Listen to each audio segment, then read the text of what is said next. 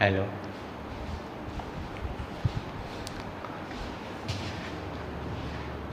નમસ્કાર વિદ્યાર્થી મિત્રો. શ્રી સ્વામિનારાયણ વિદ્યાર્થી ભુવન ટ્રસ્ટ સંચાલિત શ્રી એસએન વિદ્યાલયના ઈ લર્નિંગ પ્રોગ્રામમાં હું અશોક ચૌહાણ આપનું ફરીથી હાર્દિક સ્વાગત કરું છું. તો વિદ્યાર્થી મિત્રો, ગયા સેશનમાં આપણે સંધિના વ્યંજન સંધિ અંતર્ગત જે બાકીના છેલ્લા 3 નિયમો છે તેનો અભ્યાસ કરી ચૂક્યા અને ત્યારબાદ એ જ સેશનમાં આપણે સંસ્કૃતની પરંપરા પ્રમાણે સંધિમાંનો ત્રીજો પ્રકાર એટલે કે વિસર્ગ સંધિ તેના વિશે અભ્યાસ આરંભેલો. ખરેખર વિસર્ગ સંધિ શું છે અને એ વિસર્ગ સંધિની વ્યાખ્યા અને સાથોસાથ એક નિયમને પણ આપણે ભણી ચૂક્યા. તો વિદ્યાર્થી મિત્રો, આજના આ સેશનમાં આપણે વિસર્ગ સંધિનો અભ્યાસ આગળ વધારીશું અને તેના બીજા નિયમથી જે નિયમો આપણે અભ્યાસમાં છે તેનો વિગતે અભ્યાસ કરીશું. તો વિદ્યાર્થી મિત્રો, હવે વિસર્ગ સંધિ અને એ વિસર્ગ સંધિમાંનો બીજો નિયમ એની વ્યાખ્યા જણાવું અને ત્યારબાદ તમને એના ઉદાહરણોની સાથે એ આખો નિયમ સમજાવું. તો વિસર્ગ સંધિનો બીજો નિયમ છે એ એવું કહે છે કે કોઈ પણ વિસર્ગ હોય, શબ્દમાં આવતો વિસર્ગ, અને એ વિસર્ગની પહેલાં જો અ કે આ એટલે કે અ કુળના સ્વરોમાં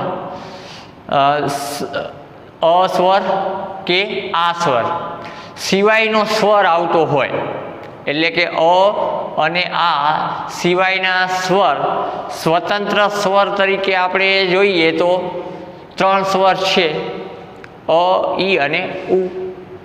ત્યારબાદ જે આવે છે એ બધા સ્વરો છે સંયુક્તાક્ષરો છે, એટલે કે પરસ્પર વિજાતીય સ્વરો ભળતા બનેલા સ્વરો. મુખ્ય અને સ્વતંત્ર આ 3 સ્વરો અ, ઈ અને ઉ. આ નિયમ પ્રમાણે કોઈ પણ શબ્દમાં જ્યારે વિસર્ગ પહેલાં અ કે આ સિવાયનો સ્વર, તો આપણે જાણીએ છીએ કે અ કે આ સિવાયના સ્વર જોઈએ તો ઈ અને ઉ છે. એ અ અને આ સિવાયનો સ્વર આવે અને વિસર્ગ પછી કોઈ પણ સ્વર આવે, અથવા તો વિસર્ગ પછી સ્વર ન આવે તો કોઈ પણ ઘોષ વ્યંજન આવે તો વિસર્ગનો ર વર્ણ બને. આ બીજા નિયમ પ્રમાણે કે કોઈ પણ શબ્દમાં વિસર્ગની પહેલાં અ કે આ સિવાયનો સ્વર આવે અને વિસર્ગ પછી કોઈ પણ સ્વર આવે કે પછી કોઈ પણ ઘોષ વ્યંજન આવે ત્યારે વિસર્ગ છે તે ર વર્ણમાં પરિણમે. જોઈએ તેના ઉદાહરણો. વિસર્ગ સંધિનો બીજો નિયમ.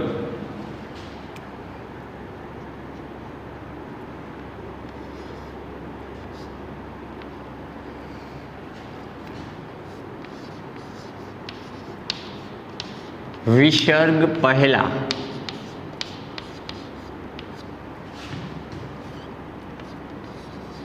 અ કે આ સિવાયના સ્વર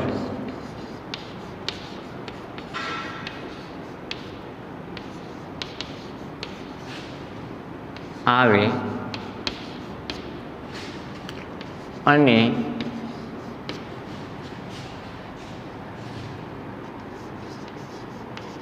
વિસર્ગ પછી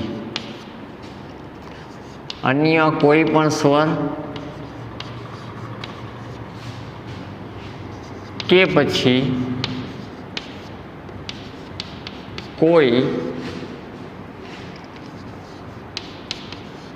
ઘોષ વ્યંજન આવે.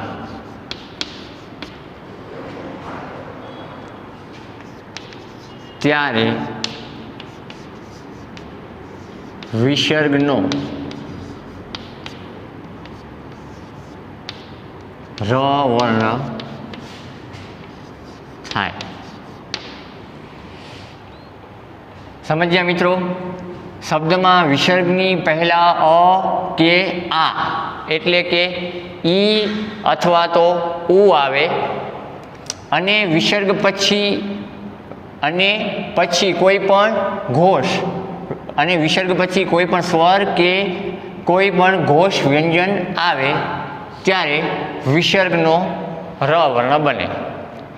ઉદાહરણ જોઈએ આપણે તો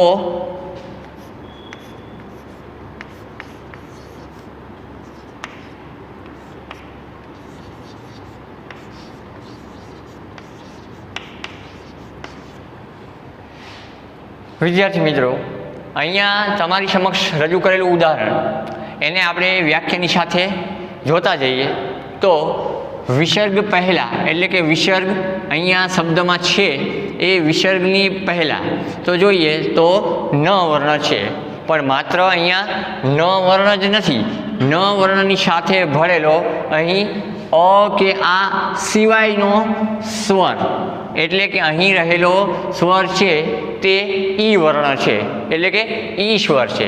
એટલે કે વિસર્ગ પહેલાં અ કે આ સિવાયના સ્વર આવે તો અહીંયા વિસર્ગ પહેલાં અ કે આ સિવાયનો સ્વર એટલે કે ઈ સ્વર છે. અને વિસર્ગ પછી કોઈ પણ સ્વર આવે તો અહીંયા વિસર્ગ પછી આવતો સ્વર ત્યાં કોઈ પણ એટલે કે પછી અ હોય, ઈ હોય કે ઉ હોય, એમ વિસર્ગ પછી કોઈ પણ સ્વર આવે ત્યારે આ વ્યાખ્યા પાછળની વ્યાખ્યા આપણે એવા જ ઉદાહરણો સાથે સમજીશું, પણ અહીંયા સુધી અટકીએ કે વિસર્ગ પછી કોઈ પણ સ્વર આવે ત્યારે વિસર્ગનો ર વર્ણ બને. તો હવે આ વિસર્ગ છે એનો ર વર્ણ નિયમ પ્રમાણે થશે, કારણ કે વિસર્ગ પહેલાં ઈ સ્વર છે અને વિસર્ગ પછી અ સ્વર છે, માટે વિસર્ગની બદલે શબ્દની જ્યારે જોડણી કરીશું ત્યારે ર થશે એટલે શબ્દ લખાશે નિરભિમાની. એવા જ બીજા ઉદાહરણ જોઈએ આપણે તો નિહિ અને ઉત્તર. ફરી પાછી આપણે વ્યાખ્યાને આ શબ્દની સાથે સરખાવીએ તો આપણને સમજાશે કે વિસર્ગની પહેલાં અ કે આ સિવાયનો સ્વર એટલે કે અહીંયા ઈ સ્વર છે અને વિસર્ગ પછી કોઈ પણ સ્વર એટલે કે અહીંયા ઉપરના ઉદાહરણ કરતાં જુદો સ્વર છે એટલે કે ઉ સ્વર છે, તો અહીંયા વિસર્ગનો શું થશે? ર થશે. હવે આ ર તો થશે પણ આ સ્વર છે એ સ્વર રમાં ભળી જશે એટલે કે આ શબ્દની જોડણી થશે નિરુત્તર. સમજ્યા વિદ્યાર્થી મિત્રો? અહીંયા વિસર્ગની પહેલાં ઈ સ્વર છે એટલે કે અ કે આ સિવાયનો સ્વર છે અને વિસર્ગ પછી કોઈ પણ સ્વર એટલે કે અહીંયા ઉ સ્વર છે, તો નિયમ પ્રમાણે વિસર્ગનો થશે ર વર્ણ અને આ ર થતાં પાછળનો જે સ્વર છે ર વર્ણમાં વળી જાય તો અહીંયા રૂ થશે, માટે આ શબ્દની જોડણી થશે નિરુત્તર. ત્યારબાદ અન્ય ઉદાહરણ જોઈએ તો નિહિ અર્થક. તો અહીંયા આ શબ્દને જોઈએ તો પ્રથમ ઉદાહરણ જેવું જ આ ઉદાહરણ છે કે પ્રથમ ઉદાહરણમાં પણ વિસર્ગની પહેલાં ઈ છે અને વિસર્ગના પછી અ છે, તો અહીંયા વિસર્ગનો ર થશે અને રમાં એ અ ભળશે એટલે શબ્દની જોડણી થશે નિરર્થક. પ્રથમ અને ત્રીજું ઉદાહરણ બંને સરખા જ છે, બીજું ઉદાહરણ છે એમાં સ્વર જુદો છે. ફરી પાછું આપણે અન્ય ઉદાહરણ જોઈએ દુ ઉપયોગ. તો જો વિદ્યાર્થી મિત્રો, અહીંયા આપેલા ત્રણેય ઉદાહરણ છે તેનાથી આ થોડું જુદું ઉદાહરણ છે, કારણ કે અહીંયા આપણે પહેલાં ત્રણેય ઉદાહરણ જોયા તો આ ત્રણેય ઉદાહરણમાં આપણે ન વર્ણમાં ભરેલો ઈ છે, એટલે કે વિસર્ગની પહેલાં આવતો ઈ સ્વર જોયો. હવે અહીંયા આપણે વિસર્ગની પહેલાં આવતો દમાં ભરેલો ઉ સ્વર જોઈએ, કારણ કે અહીંયા નિયમ તો એવું જણાવે જ છે કે અ કે આ સિવાયના સ્વર આવે ત્યારે. તો આ પણ અ કે આ સિવાયમાંનો જ એક સ્વર છે અને પછી ઉ સ્વર છે, માટે અહીંયા વિસર્ગનો ર થશે અને એ ર વર્ણમાં ઉ વર્ણ ભરશે, એટલે શબ્દની જોડણી થશે દુરુપયોગ.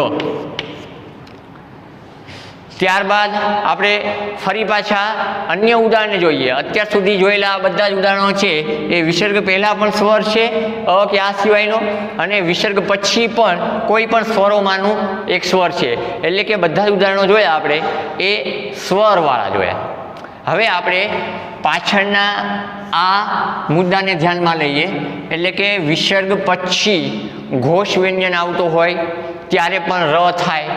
તો આપણે અગાઉ જ્યારે ધ્વનિ શ્રેણી ભણી ગયા છીએ ત્યારે આપણને એ વાતનો ચોક્કસ ખ્યાલ છે જ કે કયા વર્ણો ઘોષ વર્ણમાં અને કયા વર્ણો અઘોષ વર્ણમાં સમાવિષ્ટ છે. તો અહીંયા આપણે ફરી પાછું એક ઉદાહરણ જોઈશું. તો દુ અને ગતિ તો જોઈશું. તો અહીંયા વિસર્ગની પહેલાં અ કે આ સિવાયનો સ્વર છે જ, પણ અહીંયા ઉપરના ચારેય ઉદાહરણ કરતાં જુદું ઉદાહરણ છે, એટલે કે અહીંયા હવે સ્વરની બદલે વ્યંજન છે. પણ કયો વ્યંજન છે? તો ઘોષ વ્યંજન છે. તમે અગાઉ આપણે ધ્વનિ શ્રેણીના કોષ્ટકને સમજ્યા ત્યારે અઘોષ વર્ણ અને ઘોષ વર્ણને સમજી ગયા છીએ, એટલે તમને એ ચોક્કસ ખ્યાલ હશે જ કે ગ વર્ણનો સમાવેશ ઘોષ વર્ણમાં થાય છે, કારણ કે અઘોષમાં ક અને ખ આવે છે અને ઘોષમાં ગ અને ઘ આવે છે. એમ બે વર્ણ અઘોષ, ત્યારબાદના બે વર્ણ ઘોષ. એમ ગ વર્ણ છે ઘોષ વર્ણમાં આવે છે, એટલે કે અહીંયા વિસર્ગ પહેલાં સ્વર અ કે આ સિવાયનો અને વિસર્ગ પછી ઘોષ વર્ણ છે, માટે વિસર્ગનો ર થશે, એટલે આ શબ્દ છે એની જોડણી દુર્ગતિ. કારણ કે અહીંયા વિસર્ગ છે એ રમાં ફેરવાઈ ગયો અને અહીંયા સ્વર નથી. ઉપરના ઉદાહરણોમાં તો સ્વર છે એટલે રમાં ભળી જતા હતા.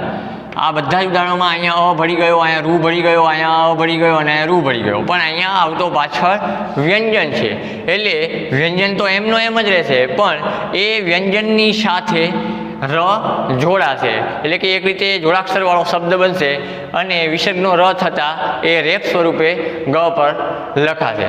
ત્યારબાદ અન્ય વ્યંજનના ઉદાહરણ તરીકે જોઈએ તો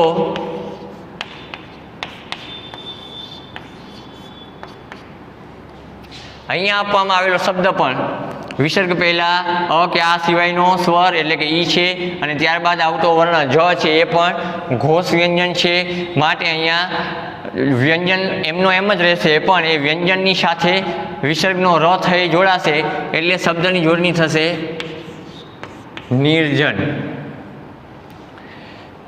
આમ આ બીજા નિયમમાં આપણે એ સમજ્યા કે કોઈ પણ વિસર્ગ પછી કોઈ પણ ઈ કે ઉ એટલે કે અ સ્વરમાંનો કોઈ પણ સ્વર નહીં, અ સ્વર સિવાયનો કોઈ પણ સ્વર એટલે કે ઈ કે ઉ આવે અને વિસર્ગ પછી સ્વર આવે કે કોઈ પણ ઘોષ વર્ણ આવે ત્યારે વિસર્ગનો ર થાય. ફરી પાછું એક ઉદાહરણ જોઈએ તો ની અને દય. તો અહીંયા શબ્દની જોડણી વિસર્ગનો ર થશે અને એ દની સાથે જોડાશે, તો શબ્દની જોડણી થશે નિર્દય. અને ફરી પાછું હજી એક ઉદાહરણ જોઈ લઈએ, એવું પણ જુદા વ્યંજનવાળું, તો નિહિ અને મળ.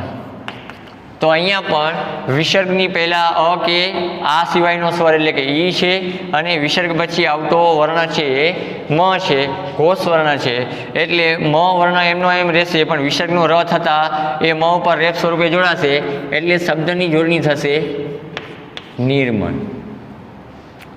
તો વિદ્યાર્થી મિત્રો, આશા રાખું કે અહીં સમજાવેલા આ નિયમમાં તમને ચોક્કસ સમજ પડી ગઈ હશે.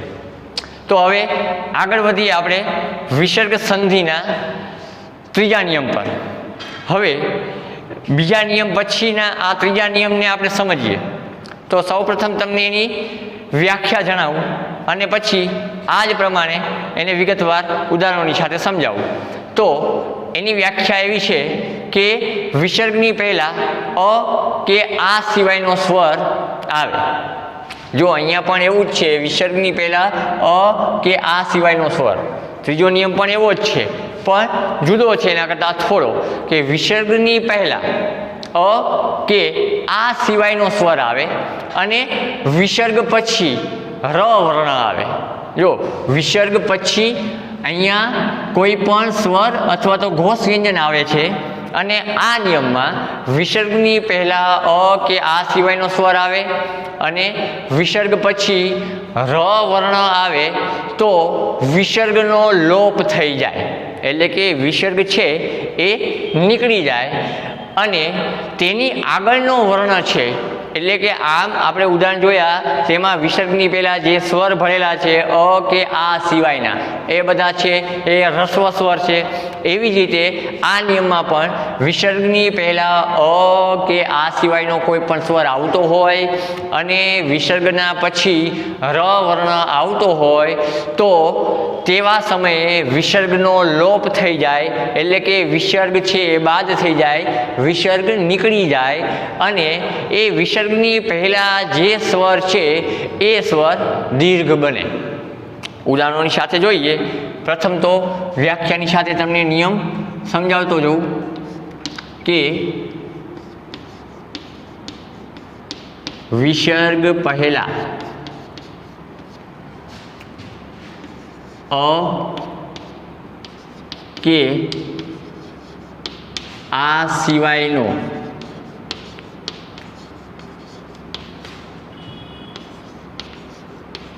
સ્વર આવે અને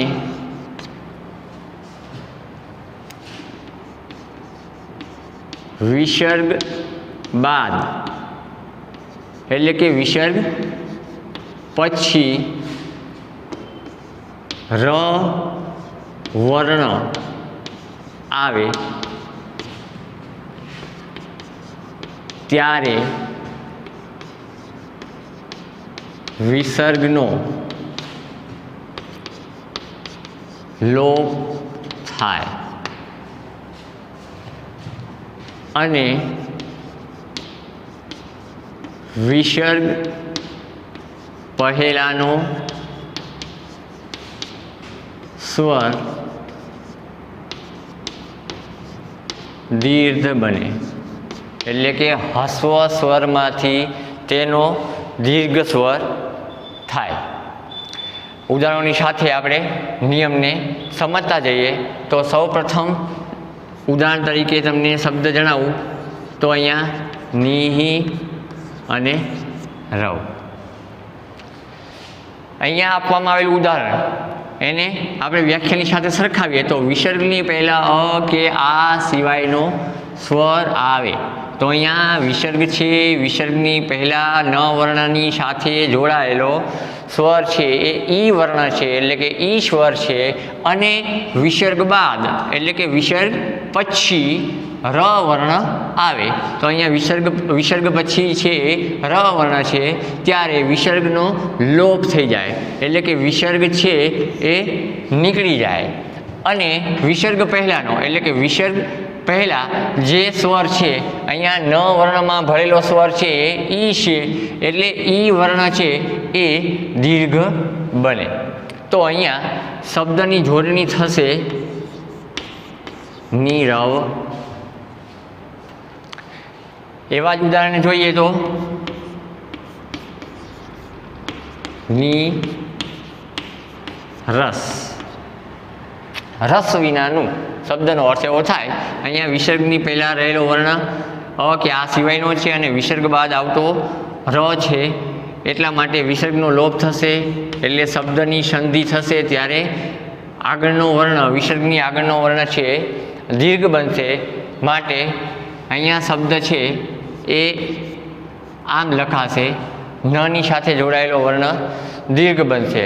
ત્યારબાદ અન્ય ઉદાહરણને જોઈએ તો નિહિ રોગી, એટલે કે અહીંયા ઉપરના ઉદાહરણો જેવા જ ઉદાહરણો છે.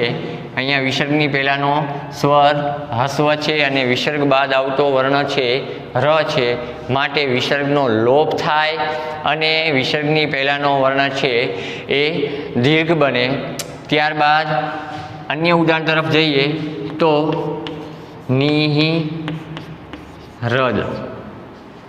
તો અહીંયા ઉપરના ત્રણેય ઉદાહરણ જેવું જ ઉદાહરણ છે.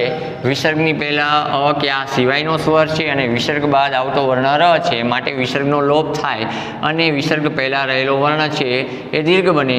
એટલે અહીંયા શબ્દ આમ લખાય નિરદ. હવે આ શબ્દનો અર્થ પણ સાથોસાથ જણાવી દઉં, કારણ કે અમુક શબ્દોના અર્થ આપણને ખ્યાલ હોતા નથી અથવા તો આપણે એનાથી અજાણ હોઈએ છીએ. આ શબ્દ છે નિરદ, એનો અર્થ થાય વાદળ. નીર, નીર એટલે થાય પાણી, અને દ વર્ણ છે એનો સંસ્કૃત ભાષાના નિયમ પ્રમાણે અર્થ થાય દેનાર, એટલે કે પાણી દેનાર વાદળ, એટલે નીરદ. ત્યારબાદ અન્ય ઉદાહરણ જોઈએ તો અહીંયા ઉપર ઉદાહરણો જે જોયા છે એ બધા જ ન વર્ણમાં ઈ વર્ણ ભરેલા છે એવા જ ઉદાહરણો જોયા. હવે આપણે અન્ય ઉદાહરણ તરીકે જોઈએ તો દુહુ અને ર, એટલે કે અહીંયા દ વર્ણ છે અને દ વર્ણમાં ભરેલો સ્વર છે એ ઉ છે. એટલે કે ઉપરના 4 ઉદાહરણ જોયા તો 4 ઉદાહરણમાં આપણે ન વર્ણની સાથે ઈ વર્ણ છે ભરેલો એવા જ ઉદાહરણો જોયા. હવે અહીંયા દ વર્ણ છે અને દ વર્ણમાં ઈ વર્ણ સિવાય, એટલે કે વિસર્ગ પહેલાં અ કે આ સિવાયના સ્વર તો ઈ અને ઉ બંને આવે. તો અહીંયા દ વર્ણમાં ઉ સ્વર ભરેલો છે અને વિસર્ગ બાદ આવે છે ર, માટે અહીંયા વિસર્ગનો લોપ થઈ જશે અને આગળનો વર્ણ છે એ દીર્ઘ બનશે. એટલે શબ્દની જોડણી થશે દૂર. છેલ્લું ઉદાહરણ જોઈએ તો નિહિ અને રંગ. તો આ શબ્દની જોડણી પણ નિયમ પ્રમાણે વિસર્ગની પહેલાં ઈશ્વર છે અને પાછળ ર વર્ણ છે, એટલે અહીંયા દીર્ઘ થશે. આગળનો વર્ણ તો થશે શબ્દની જોડણી નિરંગ. નિરંગ શબ્દનો અર્થ પણ એવો થાય રંગ વિનાનું. તો વિદ્યાર્થી મિત્રો, આજના આ સેશનમાં આપણે વિસર્ગ સંધિના બંને નિયમો જોયા અને બંને નિયમોને આપણે ઉદાહરણોની સાથે સમજ્યા. તો આશા રાખું કે અહીં આજના આ સેશનમાં સમજાવેલા બંને નિયમોમાં તમને ચોક્કસ સમજ પડી જશે. દર વખતની જેમ કહું છું તેમ કે વિશેષ અભ્યાસ માટે અન્ય સાહિત્યમાંથી પણ આવા જુદા જુદા ઉદાહરણો તમે જોઈશો અને નિયમની સાથે સરખાવશો તો તમને ચોક્કસ એનો ખ્યાલ આવશે જ અને તમને આ નિયમો છે વધારે સ્પષ્ટ થશે. આમ મહેનત કરતા રહો અને આગળ વધતા રહો. ત્યાં સુધી જય સ્વામિનારાયણ.